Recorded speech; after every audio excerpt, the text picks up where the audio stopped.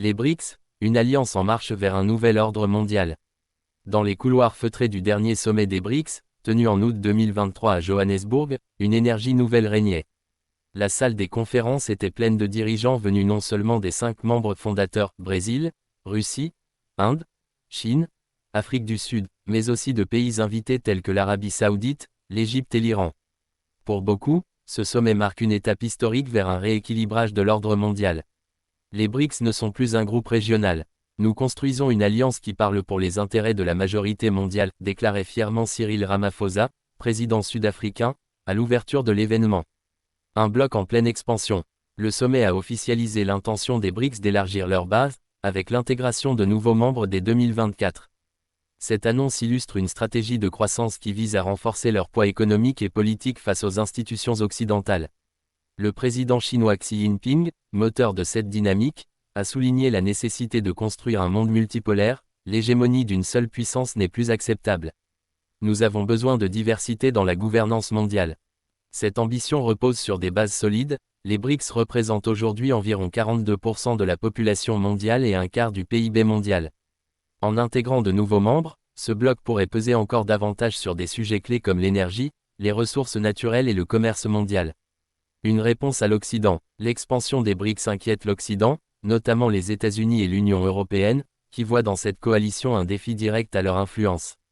Le projet de dédollarisation des échanges commerciaux figure parmi les initiatives les plus symboliques.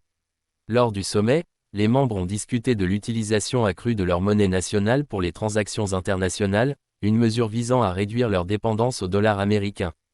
Pour l'expert en géopolitique Arantxa González, les BRICS envoient un message clair: l'ère du dollar roi touche peut-être à sa fin. Cependant, des divisions internes subsistent.